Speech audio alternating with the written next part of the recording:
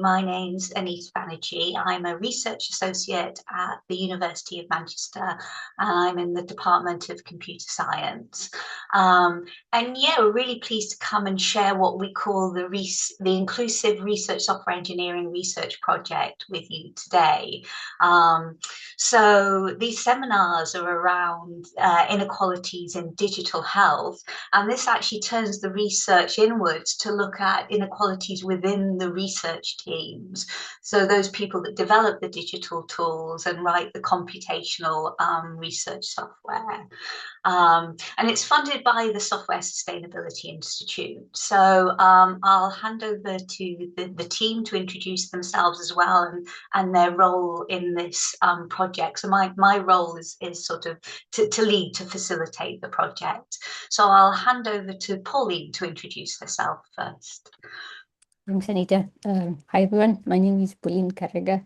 I'm a third year PhD student at the University of Manchester. I look at health and environmental data integration and the challenges that are faced in that process. And in this project, I came in with the experience of being part of a community and leading that. That's the Bioinformatics Out of Kenya initiative.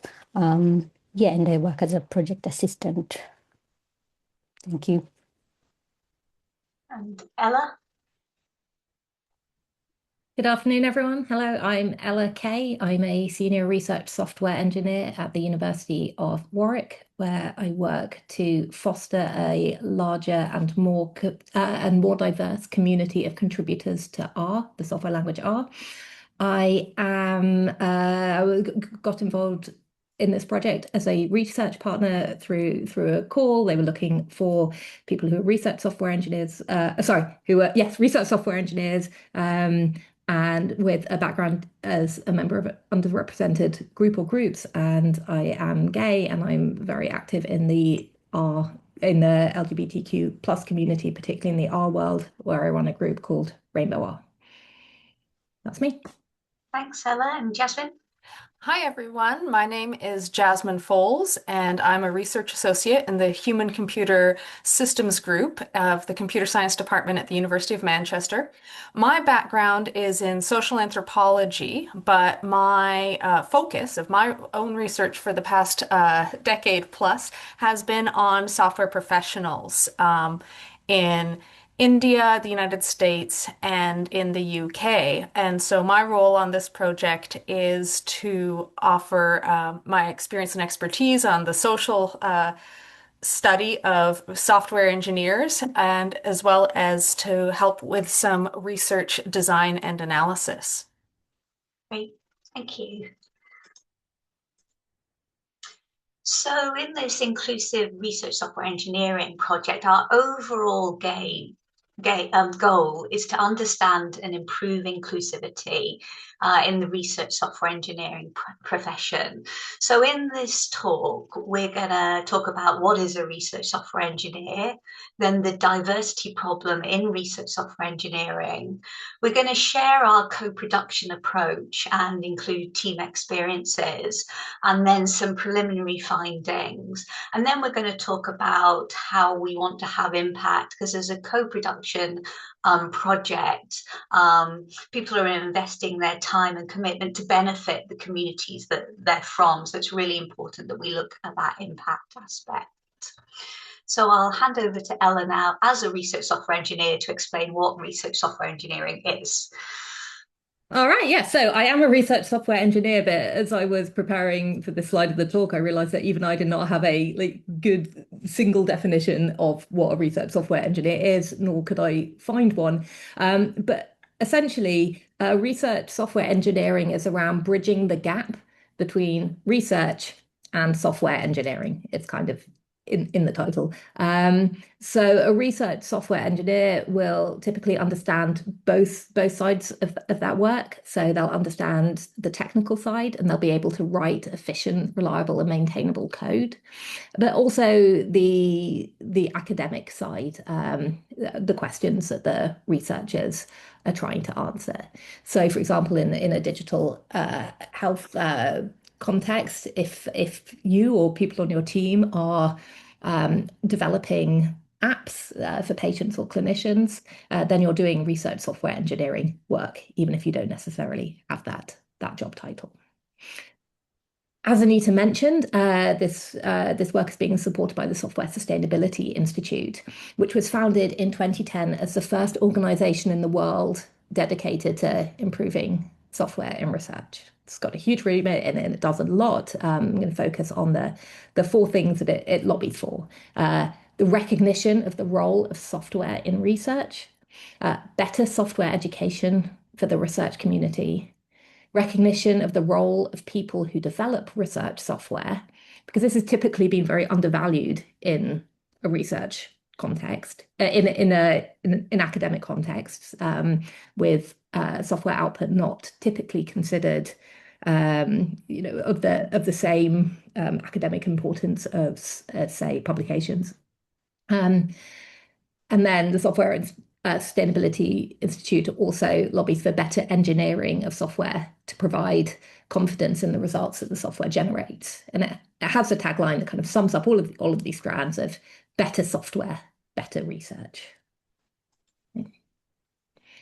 So it was at a gathering of the Software Sustainability Institute, the SSI, in 2012 that the RSE term, research software engineer term, was first coined to give recognition to the RSE role and to acknowledge the importance of RSEs in research and to establish a career path for RSEs.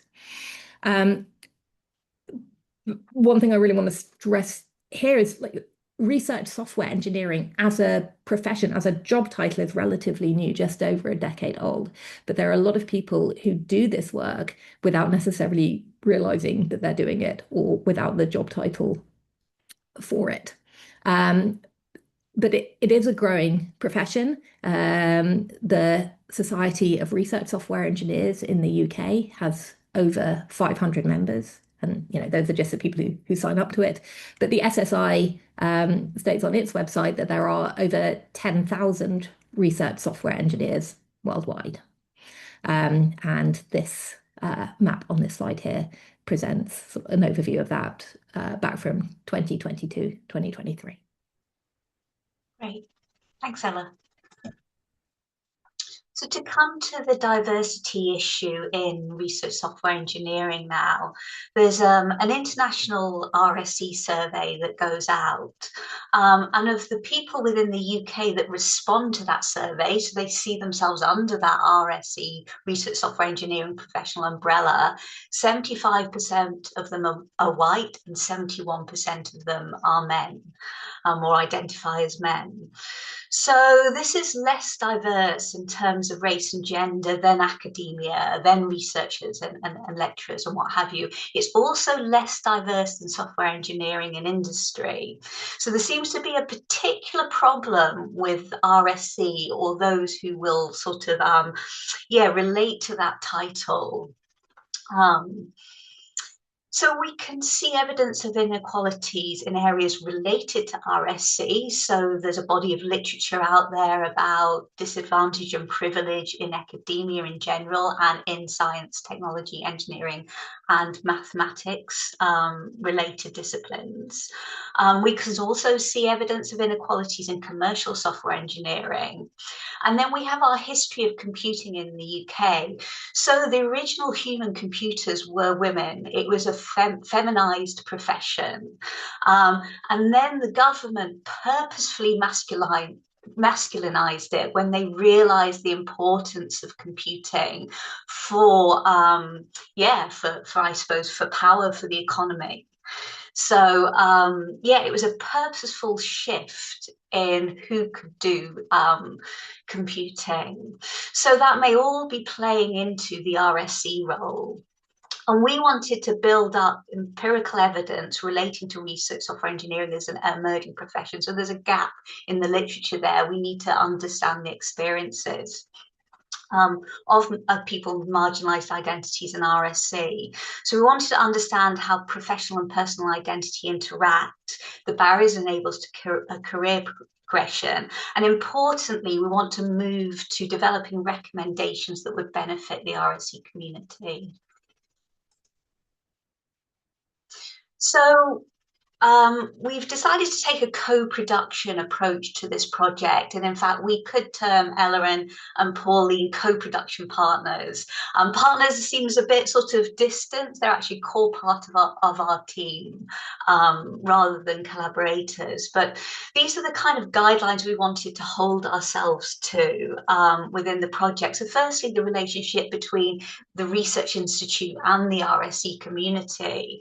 We wanted to develop strong community partner collaborations through our community partners, but also being very present in the RSE community. So going to conferences so that people get to know us and we get to know them. We wanted to develop long-term initiatives, and that can sometimes be disrupted by short-term postdoc contracts within co-production projects. But we have the advantage of the SSI here, which is a sort of established organization within RSE. Well, it really founded RSE. And they have longer term funding.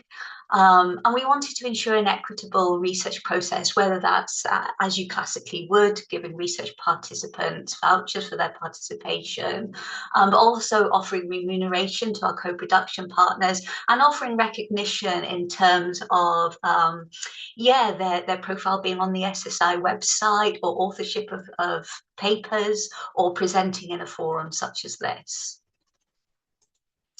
The next guidelines refer to our intra-team relationship. So we wanted to take time to build trust, and I've heard co-production researchers call this team biscuit time. It's the informal conversations where you become a little more comfortable with each other.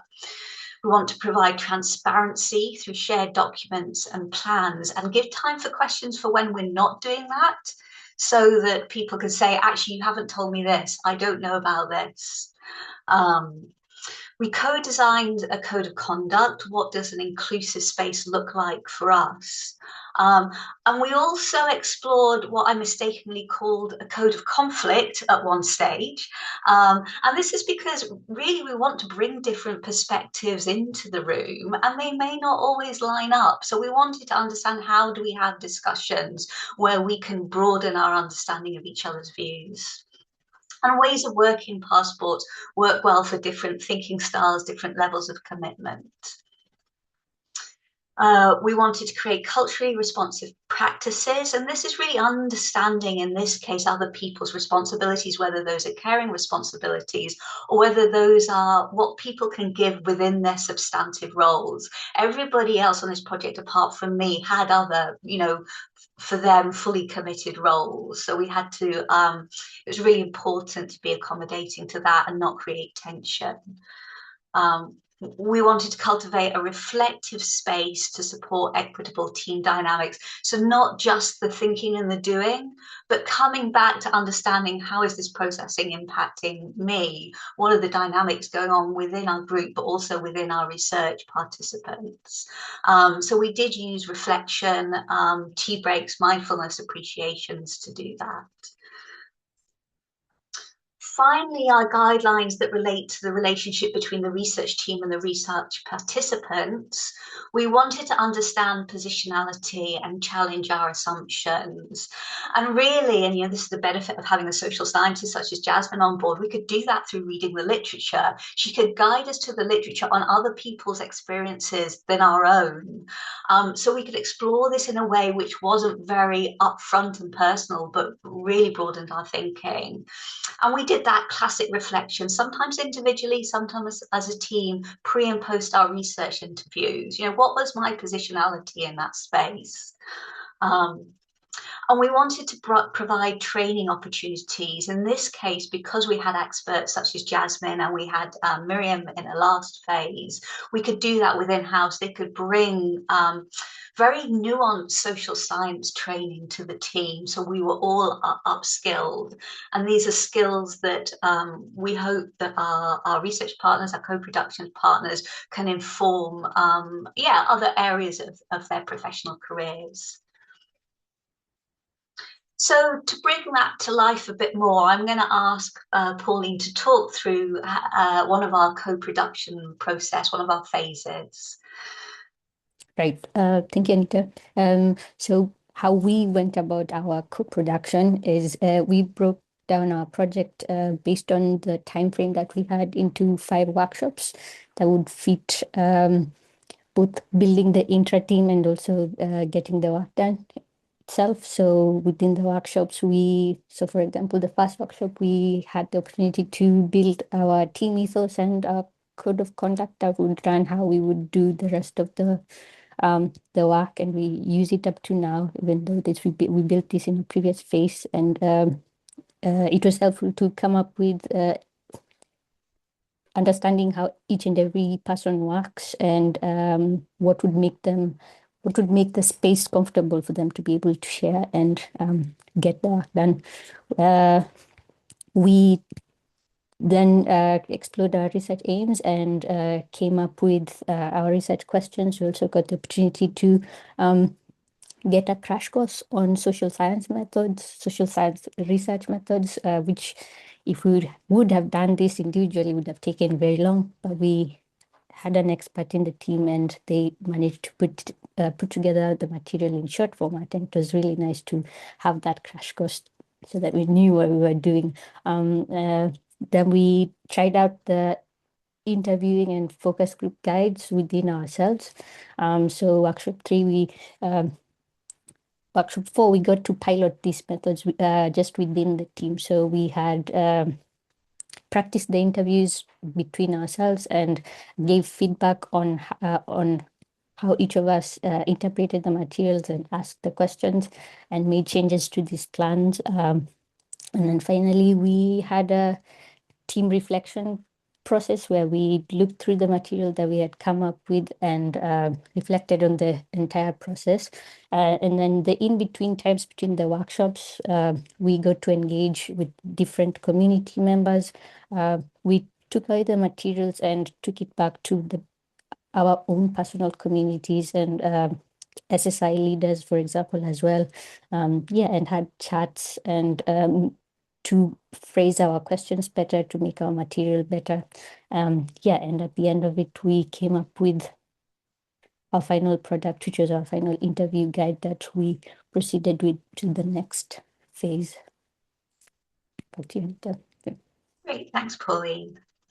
So I find co-production a really rewarding process. I find it engaging, meaningful, but also very productive and produce a high quality work. So I really, really enjoy it.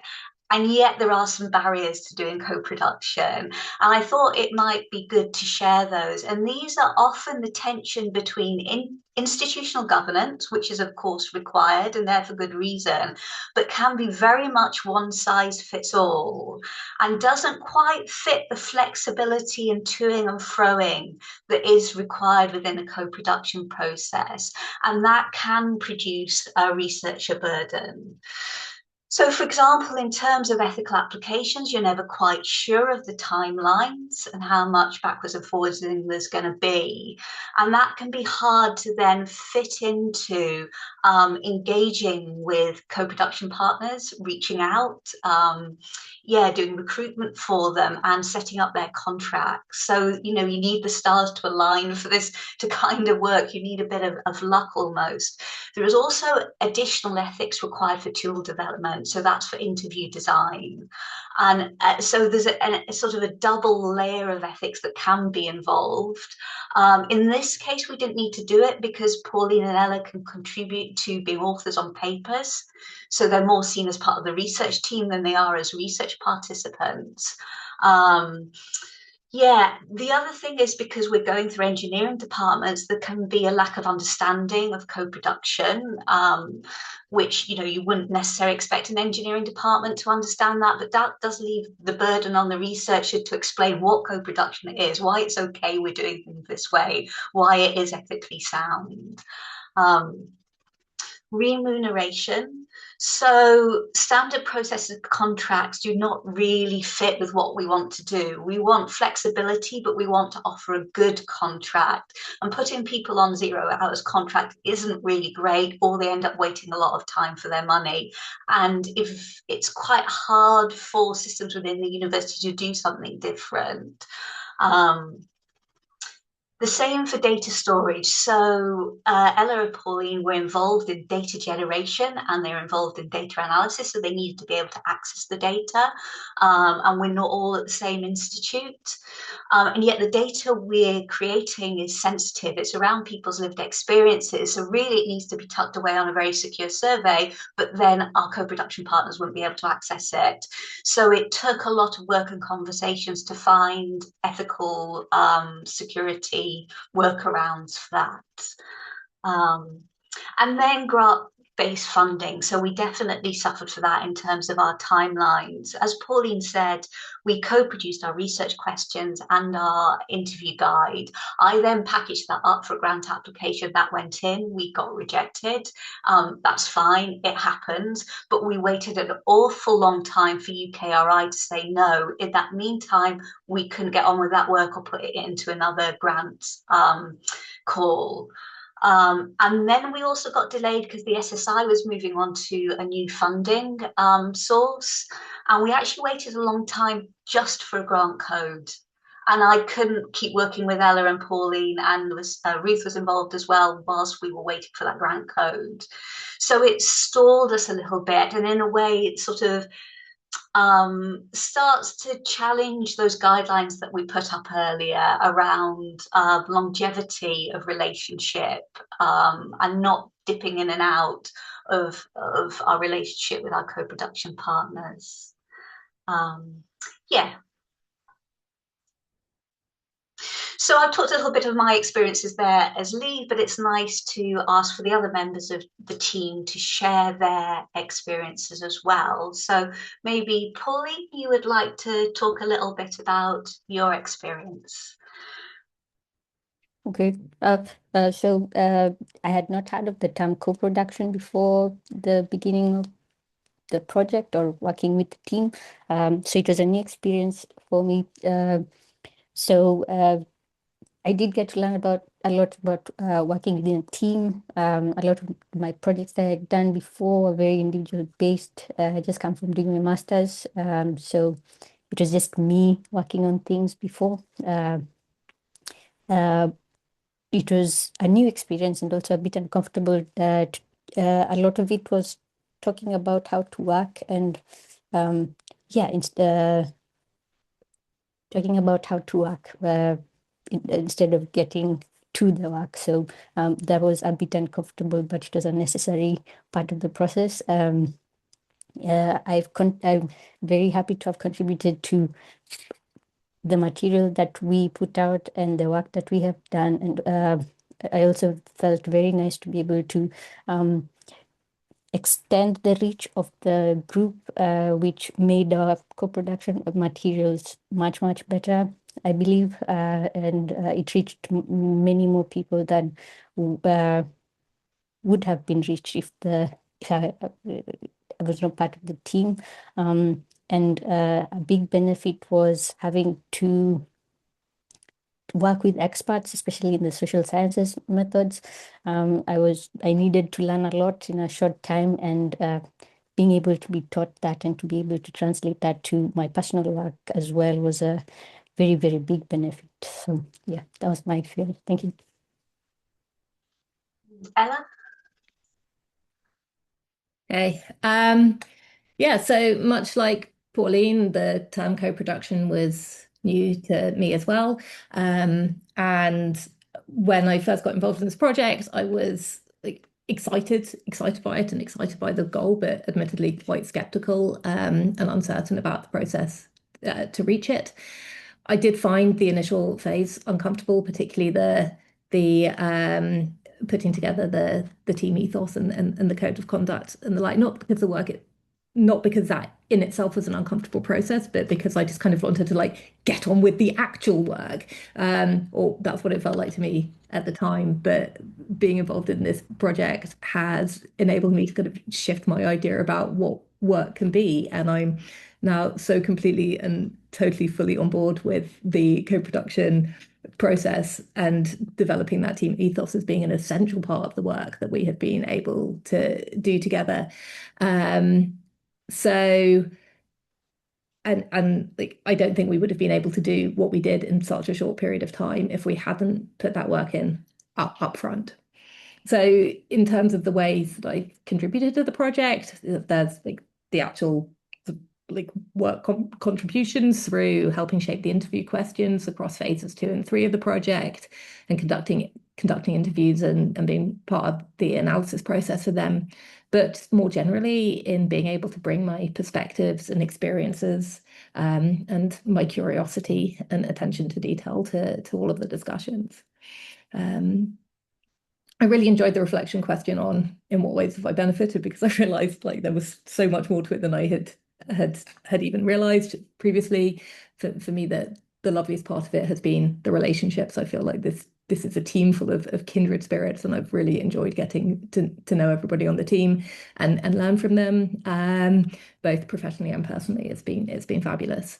Anita mentioned that co-production is an opportunity for like professional development, and that's certainly what it's been like for me over the course of working on this project. I've been promoted at work, and I've co-led a large successful grant application, and I'm sure that being part of this project, this team, and what I've learned about EDI through it has played an instrumental role in that. There's just been like a huge personal satisfaction in taking part in a project and where I care deeply about the goals, particularly in a project that is committed to kind of pushing through to actual change. But I've also really, this project has given me a much better understanding of myself, of how I work, and of what helps me work well. And yeah, it's just been an absolute pleasure. It's been one of my favorite things I've ever taken part in. It's been great. Great. Thanks, Ella. And Jasmine. Thank you. Yeah. I will say that for me too, the co-production in the context of this kind of project was new. But as a social scientist generally, and an anthropologist more specifically, that I've always thought of research as a co-production process in and of itself, because when you're getting your data through people, that's only possible by co-producing it with the people that you're talking with, that you're spending time with. And so implicitly, it's implicitly a part of all social science. And for a lot of us explicitly, we've always made the claim that we co-produce the knowledge. Now, the extent to which that is a conscious reciprocal relationship will, of course, vary. And one thing that I've really deeply appreciated about this project is that it's made me reflect on that a little bit more deeply than I had. I had kind of taken a few things for granted. I was like, well, of course I co-produce. But co-producing in a project like this, especially with research software engineers, the kinds of people that I had always done research kind of with, and I won't say on, but with, to do it with as partners is a shift. And I wouldn't say that it's uncomfortable, but I would say that it is challenging, and not in a bad way. I think that it's actually really helpful to shift from wanting to learn from you and your experiences so that I can deepen my, theoretical and practical understanding of what's going on, to you actually can help design the best way to understand, interpret, and disseminate this information that we really should be trying to involve, to the extent that they want to and are able to, our research participants in the research process. And so that's been really great. I would say that it requires one to be very vulnerable, which can be challenging as well. I don't, again, think that that's difficult, but it is challenging because and we have these kind of academic hierarchies kind of baked into us a lot of the time, that I'm an expert in X and you're an expert in Y, and so you will defer to me on X, etc. And I think that what this process has done is to at least help us kind of not take our own expertise and others for granted, and to try and come and meet at a respectful, mutual place where we can, share, well, I do have a, experience in this and I have expertise in that. What can we make from it? And I think that's actually really beneficial individually and, if we want to say for science, for research, etc., and hopefully for the RSE community, which is our goal. Let's see, in what ways have I contributed? I think that I have mostly helped with bringing in social science theory and methodology, and conducting several trainings, as well as leading the analysis process. I'll say leading, but not in that I've been training the team on analysis, and that we've been doing it together. And then what ways have I benefited? I've certainly learned a lot about co-production, and I'm using that in other research that I'm working on right now. And I'm learning a lot about the facilitators and barriers to co-production, which hopefully will be helpful to future research teams going forward. I think I've also learned a lot more about doing my work better in the ways that Ella was saying. I think that, through, it's also, I think, has to do with the team itself. And you can just get very lucky sometimes with the people that you end up doing a project with, and that you can feel very comfortable with being vulnerable, with accepting constructive criticism, etc. And I think that that's really important, and it's an important skill to kind of hone and develop within yourself. And I've really benefited from that. So yeah, I think that now we're going to go on to discussing some of the findings that we've had from the research that we've conducted this year. So what we're going to talk about today are 6 interviews that we've conducted with RSEs, 5 who are working professionally as RSEs, and 1 who, at the time of the interview, was a PhD student who did RSE type work. We conducted semi-structured interviews lasting up to an hour, and we each did at least 1. Several of us did 2. And the interviews themselves, semi-structured, did all asked about these things. So education and career, finding RSE, kind of like Finding Nemo, but it's RSE. The impact of race, gender, social class, disability, and whatever else the interviewee thought was pertinent about their personal identity, and the impact of that on their education and career. Experiences of applying to RSE roles, and their future RSE plans.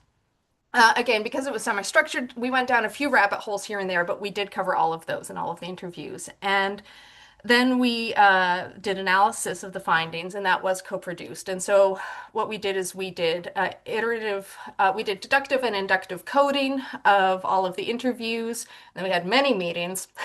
And we had many codes. We had many comments on the codes. Some got retired, and then some got brought back. Anyone who's done qualitative coding will know what I'm talking about. But yeah, it's a very lengthy and in-depth process, which we've done. And of course, no coding is done until the study is published or over. So we'll see what happens. But we'll go to the next slide and start talking about what we've found. So one thing is that RSE, of course, it's an emergent profession, but it's an identity that our interviewees embrace. And so we've included quite a few really choice quotes from the interviews to highlight this. And some people find it easier to read. Some people like to hear and read. So I am going to, no, I'm not going to read them because we have some really long quotes coming up. So I'm just going to let you know that here are 2 quotes which exemplify some of the reasons our interviewees really embrace RSE, and I'll be silent for a short while we read them.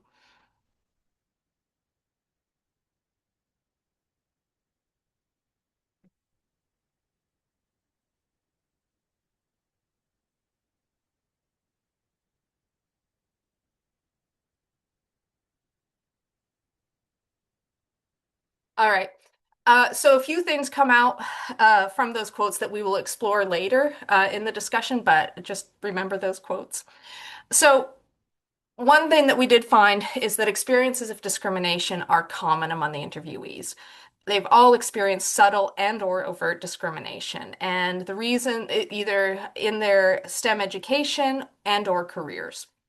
And so reasons for discrimination included, and these are just cited by our interviewees, we acknowledge that there are many other ways in which people can be discriminated against. But our interviewees cited gender identity, race, neurodivergence, and social class. And these experiences of discrimination, unsurprisingly, have shaped how they feel about their professional identity. And so examples of this included feeling like an imposter, inability to be their authentic selves at work, and worrying about being perceived as a diversity hire. So, these are very impactful. Now, here's another really impactful quote, which captures some of this.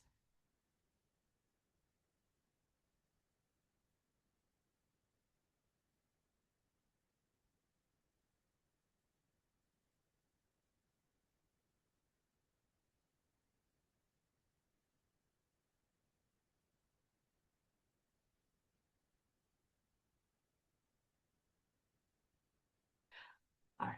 So, another finding that came out really loud and clear from the interviews was something that we weren't necessarily anticipating, but that's the beauty of research, is that precarity in UK higher education has profoundly shaped our interviewees' careers. Now, that actually shouldn't be a surprise to anyone who's been in the UK higher education for the past 20 years. But it's very interesting because it seems to have shaped RSE as a profession in and of itself. So the scarcity of permanent higher education jobs has resulted in interviewees casting wider and wider nets as they search for work post PhD. And this can include looking for positions obviously outside of their specialty. So precarity also impacts how they form professional identity and their ability to settle down and plan for the future. Of course, this has to do with, if you get 1 to 3 year postdocs and you have to move city, if you're trying to set up a family or a household or just some sense of stability and or try and purchase a house, that sort of thing, it's really difficult. And it's also very difficult once you've, acquired a PhD to then feel that you still have no stability, that you can't really get the things out of life that you were hoping that this level of education and expertise would give you. So RSEs RSE can provide a meaningful and stable career. So interviewees really appreciate that often these positions are permanent positions and that they can grow in and they can benefit society. So I want to discuss that really quickly. If we think back to the first quotes about, why they're embracing RSE identity, one of the quotes said, well, it's something that I can do, that I can benefit society, and it's not working at Google. An important thing to remember is that for someone to have the skills to get an RSE position, they could, just as easily transfer that into industry. But for a lot of people, especially people who pursue a PhD in STEM, they are doing so because they are, very passionate about whatever the discipline is that they're pursuing. In our case, we've got chemistry, we've got physics, computer science. To pursue a PhD in this, someone really cares about their discipline and or that they want to do work that they perceive as being beneficial to society, which is often how academic work is understood by people. And so RSE offers a really, really nice opportunity for people to still do work that they perceive as meaningful uh, when they can't get a permanent position in higher education and they don't want to necessarily work for Google or Microsoft. So when asked to why they applied for the IRC roles that they have, the interviewees had very similar stories, which you can take a minute to read, but anyone who's looked for a job will recognize these.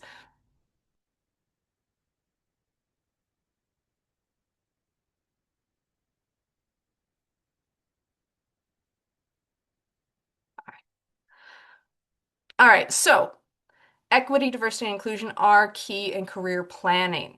So interviewees shared that an organization's culture and policies and or their line managers had made them feel included or unwelcome. They'd shared examples of this. So inclusive examples were generous maternity leave, flexible working for everyone for any reason, and encouragement to apply for promotion were given to us as examples of inclusive and supportive work or work cultures. So unwelcoming examples included lack of representation of anyone sharing their identity, being ignored or talked over in meetings, and being told things. For example, one of our interviewees was told the other woman on the team also complains.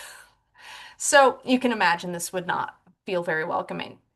All the interviewees said that diversity of hiring organizations is very important in their decision to accept an offer. However, they also acknowledged that when you're at that point in the career, you can't necessarily know if a company's or an organization's EDI commitments are sincere. There's like EDI washing is a concern that people have.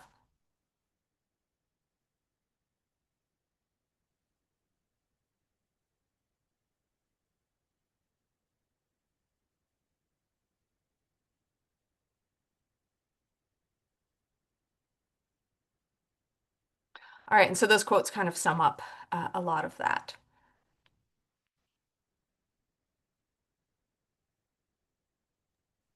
Jasmine, do you want to conclude at all before I go on to the final slide?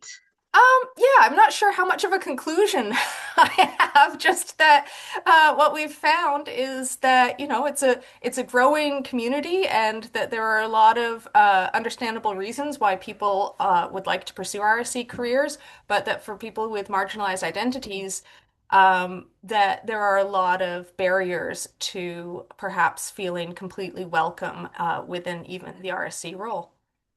Great, thanks, Jasmine. So finally, we want to talk about how we can use this work to benefit the RSE and research community.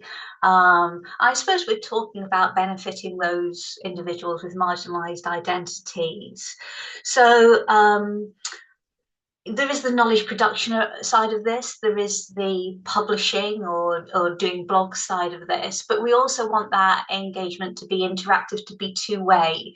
So we share what we found and we see how the community responds. Is that something they recognize? Does it track for them? Does it jar with them in some way? So sort of a shared learning space. So we ran a workshop at the Society of RSE conference that was well attended, better intended than we thought it would be. We didn't quite have all the materials. So that was sort of a good thing in a way, a good problem.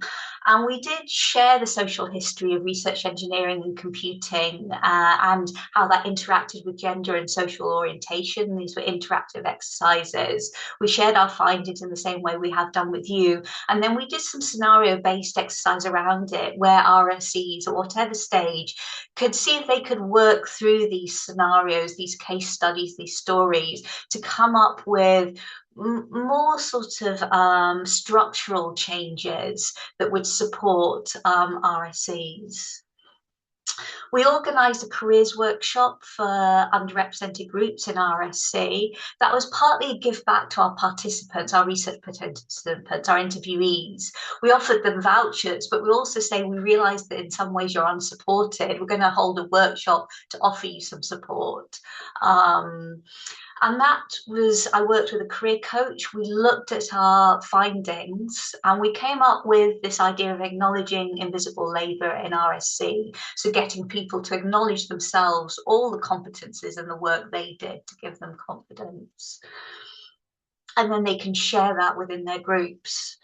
We also presented at the Software Sustainability Institute Advisory Board. That's where our funding comes from. And that gave us a chance to raise the voices of underrepresented groups with UKRI representatives, with funders, and with senior RSE leaders. So we're trying to do that exchange of information at a higher level with the people who do have the power and the influence to make change. In the future, we want to continue that work with RSE leaders. So we want to get RSE leaders together with our findings, with social science expertise, and come up with some EDI recommendations and see if we can raise RSE leaders' confidence and competence in ensuring that their groups are equitable spaces. Okay, so I think that's the end of our presentation. Just to thank all the people that have been involved in this project and to thank you for coming along today and your engagement.